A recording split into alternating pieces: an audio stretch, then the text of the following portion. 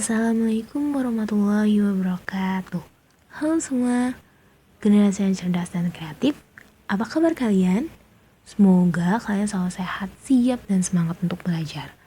Di video kali ini, saya Imania Rasa Irfana dan teman saya Debbie Anggita Eka Pradani akan menjelaskan mengenai proses berpikir kombinatorik. Simak baik-baik ya. Sebelum mengetahui lebih dalam tentang apa itu proses berpikir kombinatorik, mari kita lihat kondisi di sekeliling kita, di mana banyak sekali perubahan, tantangan, dan masalah di era modernisasi saat ini. Untuk itu, dalam menghadapinya, kita memerlukan senjata dan sumbernya adalah dari pendidikan dan pembelajaran. Dalam pembelajaran, banyak sekali yang harus kita dapatkan. Salah satunya adalah keterampilan berpikir, terutama dalam pembelajaran matematika. Seperti yang kita ketahui, soal matematika sangat bervariasi dan dalam pembelajaran seharusnya dapat memberikan konsep yang mampu membangun proses berpikir siswa agar dapat menyelesaikan masalah matematika maupun masalah kehidupan sehari-hari. Salah satu proses berpikir yang penting dalam pembelajaran matematika yaitu proses berpikir kombinatorik, di mana ini menjadi perhatian bagi guru agar dapat mengetahui kemampuan belajar siswa dan memberikan solusi serta merencanakan tindakan selanjutnya agar tercapai tujuan pembelajaran. Oleh karena itu, dalam video ini akan dibahas mengenai pengertian proses berpikir kombinatorik, kerangka proses berpikir matematik secara kombinatorik, dan ilustrasi proses berpikir kombinatorik dalam matematika. Ya, selanjutnya saya akan menjelaskan mengenai pengertian berpikir kombinatorik. Menurut Flavel dalam Dahar tahun 2011 mengemukakan bahwa berpikir kombinatorik adalah berpikir yang meliputi semua kombinasi benda, gagasan, atau proposisi yang mungkin. Sedangkan menurut Grauman tahun 2002, berpikir kombinatorik adalah alat untuk memecahkan masalah. Siswa harus menggunakan pemikiran kombinatorial mereka dan menemukan cara yang sistematis untuk memastikan atas semua kemungkinan. Individu yang melakukan operasional formal pada saat memecahkan suatu masalah akan menggunakan seluruh kombinasi atau faktor yang mungkin ada kaitannya dengan masalah tersebut. Jadi, dapat disimpulkan bahwa berpikir kombinatorik merupakan aspek khusus dari pemikiran matematika siswa yang erat hubungannya dengan pemecahan masalah yang digunakannya.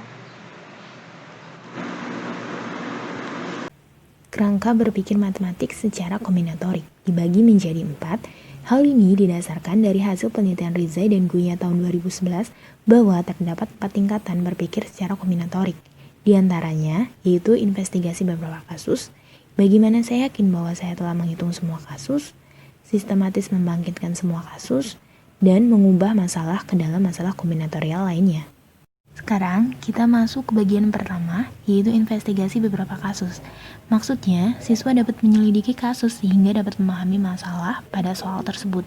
Biasanya, dalam hal ini, siswa dapat menjelaskan apa yang diketahui dalam soal matematika. Yang kedua, bagaimana saya yakin bahwa saya telah menghitung semua kasus. Maksudnya, siswa dapat berargumen bahwa setelah melakukan penyelidikan pada poin pertama, maka kemudian siswa dapat menuliskan semua kasus yang diketahui dalam kalimat matematika dan menuliskan hal yang ditanyakan untuk memastikan kasus tersebut apakah sudah dapat dipahami oleh siswa. Yang ketiga, sistematis membangkitkan semua kasus. Setelah mengetahui kasus tersebut, siswa dapat menggunakan konsep untuk menyelesaikan setiap kasus secara sistematis dengan langkah-langkah dan perhitungan yang benar. Yang keempat, mengubah masalah ke dalam masalah kombinatorial lainnya. Dalam hal ini, siswa dapat menggunakan metode atau cara lain dengan mengkombinasikan pemahaman konsep untuk menyelesaikan kasus tersebut. Selain itu, siswa dapat memberikan penegasan terkait jawaban yang telah didapat. Oke, selanjutnya saya akan menjelaskan materi tentang bagaimana ilustrasi proses berpikir kombinatorik dalam matematika. Di sini saya mengambil contoh ilustrasi proses berpikir kombinatorik pada materi sistem persamaan linear 3 variabel. Kemampuan berpikir kombinatorik yang pertama ada investigasi beberapa kasus. Siswa mampu menjelaskan tentang apa yang diketahui dalam soal SPLTP tersebut. Yang kedua, Bagaimana saya yakin bahwa saya telah menghitung semua kasus? Yang pertama, siswa mampu mengubah apa yang diketahui pada soal sistem persamaan SPLTV ke dalam kalimat matematika. Nah, kalimat matematika di sini contohnya, Lia membeli 2 buah apel, 1 buah jambu, dan 1 buah mangga seharga 47.000. Apel itu dimisalkan dengan X dan jambu Y, mangga itu Z. Maka, jika diubah menjadi kalimat matematika, menjadi 2X plus Y plus Z sama dengan 47.000.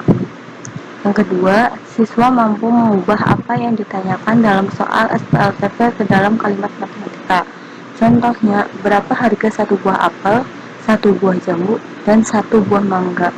Maka, jika kita ubah menjadi kalimat matematika, X, Y, dan Z-nya itu berapa? Yang ketiga, sistematis membangkitkan semua kasus. Siswa mampu menyelesaikan soal SPLTV sampai mendapatkan solusi atau jawaban. Yang kedua, siswa mampu menjawab soal SPLTV menggunakan konsep SPLTV. Kemampuan berpikir kombinatorik. Yang keempat, mengubah masalah ke dalam masalah kombinatorial lainnya. Siswa mampu menyelesaikan soal dengan menggunakan lebih dari satu cara atau lebih dari satu metode. Nah, di sini siswa bisa menggunakan lebih dari satu cara, misalnya metode substitusi, eliminasi, Gaussian, maupun metode Kramer. Yang kedua, siswa mampu mendeskripsikan alasan atau sebab dari jawaban tersebut. Nah, itulah tadi penjelasan dari proses berpikir kombinatorik. Semoga ini bermanfaat dan menjadi referensi bagi kalian yang ingin membuka wawasan tentang keterampilan berpikir. Terima kasih atas perhatiannya. Wassalamualaikum warahmatullahi wabarakatuh.